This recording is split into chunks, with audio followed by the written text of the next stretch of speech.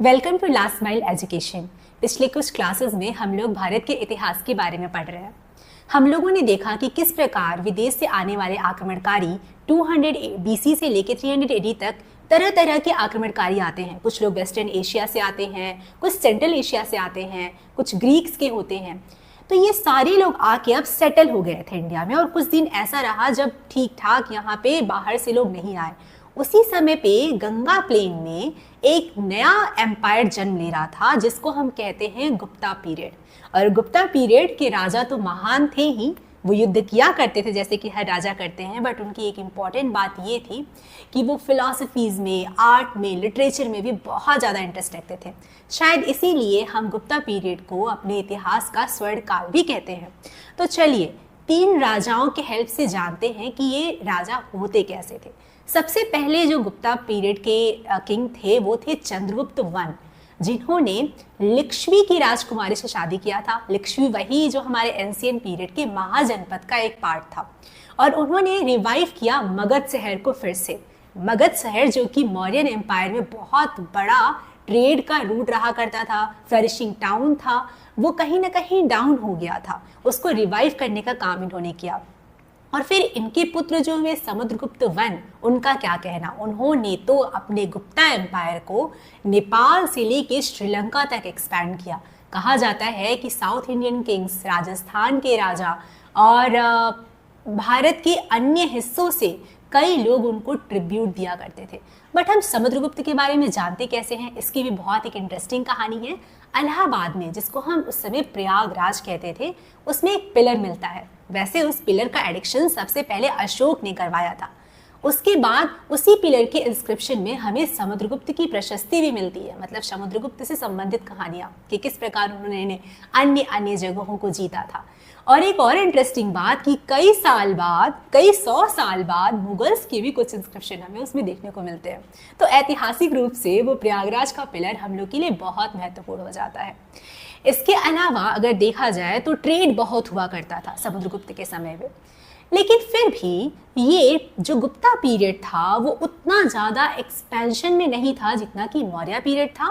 उसका कारण ये था कि डायरेक्ट कंट्रोल नहीं था। राजाओं पे जो भी ट्रिब्यूट इनको दे रहे थे वो भी डायरेक्ट कंट्रोल में नहीं रहते थे। अब जैसे ही इनको मौका मिलता था ये तुरंत ही अपना पार्ट अलग कर लेते थे। जैसे कि शाकास से तो इन लोगों को डायरेक्ट स्ट्रगल मिलते रहते थे, ठीक है। उसके बाद समुद्रगुप्त के बाद जो उनका बेटा हुआ, उनका नाम था चंद्रगुप्त टू। चंद्रगुप्त टू को ही हम विक्रमादित्य के नाम से जानते हैं, जिनका शाका के साथ काफ़ी स्ट्रगल रहा और उन्होंने शाकास को कई बार हराया भी। इसके अलावा उन्होंने डेक्कन के राजाओं से बहुत अच्छा संबंध भी स्थापित किया। लेकिन विक्रमादित्य की कहानी, उनका गर्व तो इसमें जाता है कि वो भारत के तरह तरह के फिलोसोफर्स, संगीतकार, म्यूजिशियंस और साइंटिस्ट को अपने कोर्ट में रखा करते थे। मतलब कि उनका प्राउड था, वो 9 रत्नाज रखा करते थे विक्रमादित्य। तो इस तरीके से इन 3 राजाओं की कहानी थी। अब हम जानते हैं वहाँ के एडमिनिस्ट्रेशन के बारे में, वहाँ के लोगों के बारे में। अक्सर हम इतिहास पढ़ते हैं तो हमें लगता है कि वहाँ पे इतिहास में राजाओं की ही कहानी इतिहास कहलाती है। ऐसा बिल्कुल भी नहीं है। इतिहास में बहुत सारे ऐसे लोग थे, कुछ राजा थे तो कुछ रंक भी थे। वहाँ पे रिलीजन कैसा लोग फॉलो करते थे, वहाँ की जीवन शैली कैसी थी, वहाँ की बोलचाल की भाषा क्या थी, ये सब का सब इतिहास का हिस्सा हो जाती है। तो हम जानते हैं वहाँ पे एडमिनिस्ट्रेशन कैसे होता था। तो हमें पता है कि कोई बड़ा एम्पायर को रूल करना होता है तो उसको हम लोग प्रोविंसेस में डिवाइड कर देते हैं, जिसको हम स्टेट कहते हैं। लेकिन यहाँ पे प्रोविंसेस में तो डिवीज़न था ही, साथ में हर प्रोविंसेस को डिस्ट्रिक्ट में भी डिवाइड किया गया था।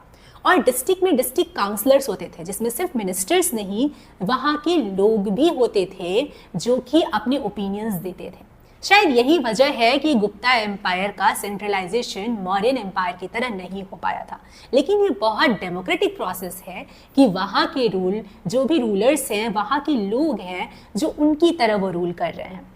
इसके बाद अगर हम लोगों की बात करें तो सबसे इंटरेस्टिंग फैक्ट जो हमें पूरा का पूरा हिस्टोरिकल देखने में आता है वो फाहियान से आता है। अब फाहियान कौन था? हिस्ट्री का एक बहुत इंपॉर्टेंट फिगर हमारे लिए। तो लास्ट क्लास में जब हम लोगों ने कुषाण एम्पायर के बारे में पढ़ा था तो देखा था किस प्रकार हमारे जो बुद्धिस्ट मॉन्क मॉनेस्ट्रीज के थे वो जगह जगह पे जाया करते थे। उनमें से हमने देखा था कि बहुत सारे मॉन्क्स चाइना में भी बुद्धिज्म को लेके गए, तो चाइना में बहुत सारे लोग बुद्धिज्म में अपना इंटरेस्ट दिखाने लगे। उसी में से था एक फाहियान जो लगभग 399 एडी में अपनी यात्रा चाइना से शुरू किया, गोबी डेजर्ट, सेंट्रल एशिया सबको क्रॉस करता हुआ, क्योंकि उस समय ऐसी टेक्नोलॉजी तो थी नहीं कि फ्लाइट लिया और चले गए। बहुत कठिन परिस्थितियों को क्रॉस करके वो जब भारत पहुंचा तो उस समय गुप्ता एम्पायर का टाइम था।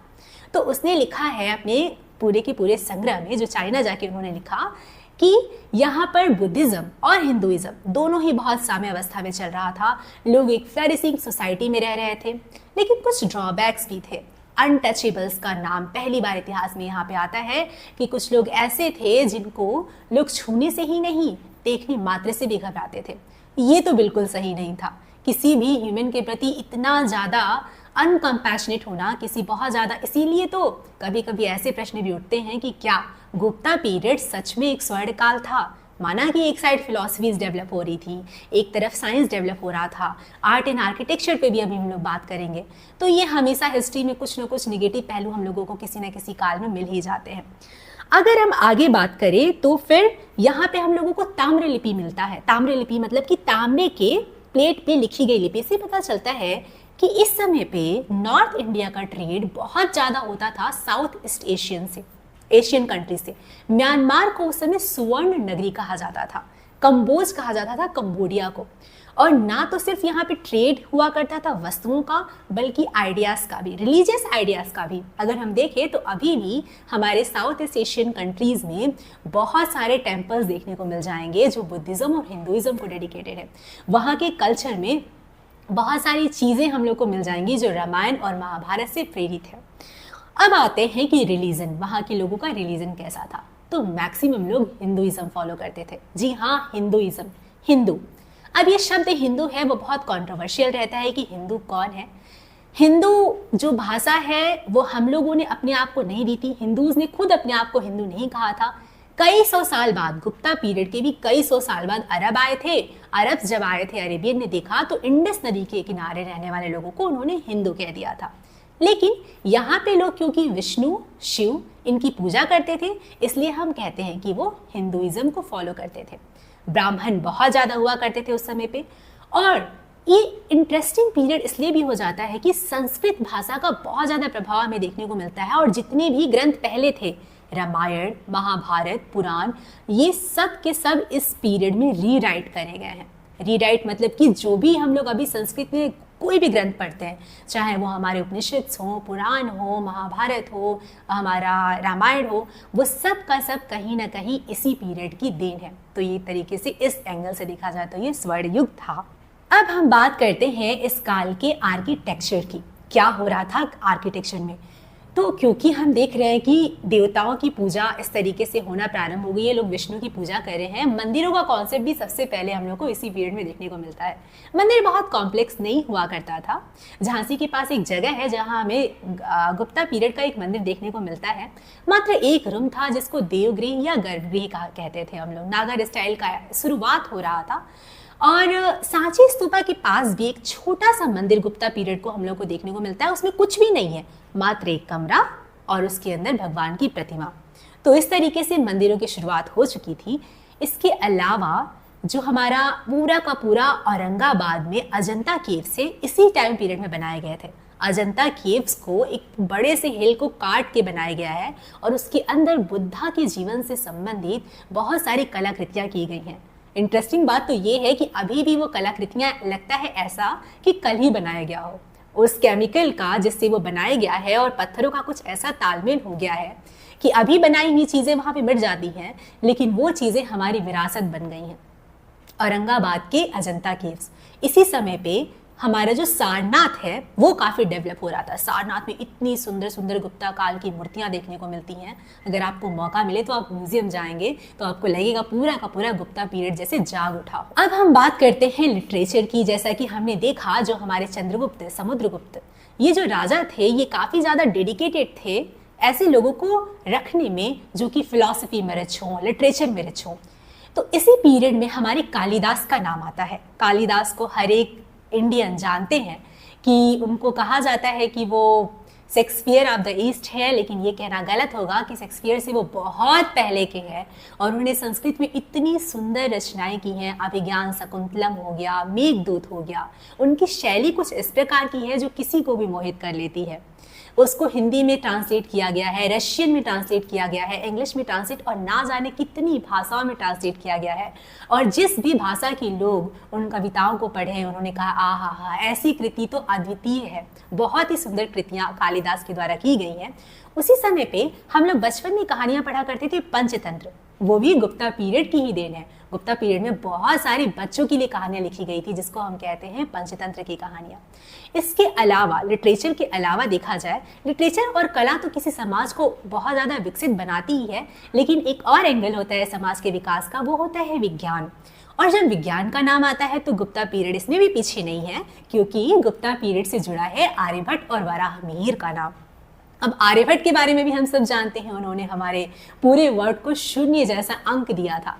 शून्य जैसा अंक के साथ साथ उन्होंने ये भी बताया था कि ये जो हमारी धरती है वो सूरज के चारों ओर घूमती रहती है। उस समय पे ये बात किसी ने विश्वास नहीं किया था, और अभी भी बहुत सारे लोग वेस्टर्न कंट्रीज में ऐसा ही मानते हैं कि वहाँ पे गैलीलियो ने सबसे पहले ये बात की थी, या फिर न्यूटन के द्वारा ये चीज़ें जानने को आई थी। लेकिन उस समय पे, जबकि गुप्ता पीरियड हमारा 400 AD से 600 AD तक चला जा रहा है, उस समय पे आर्यभट्ट ने ये चीज़ें बताई थी हम लोगों को।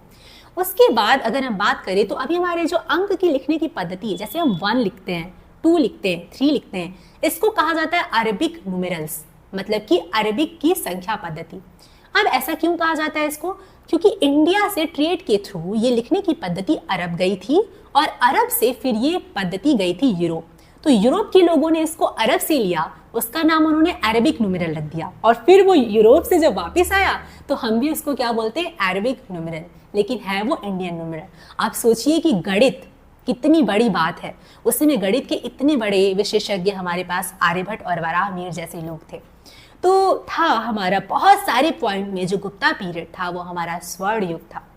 तो ये इतना ग्लोरियस पीरियड को पढ़ के किसी का भी हृदय एकदम गौरवान्वित हो जाता है जब कालिदास, आर्यभट्ट, वराहमिहिर और अजंता एलोरा के केव्स का नाम याद आता है, तो गुप्ता पीरियड अनायास ही हम सबको याद आ जाता है। It was a very beautiful chapter of history. Thank you so much.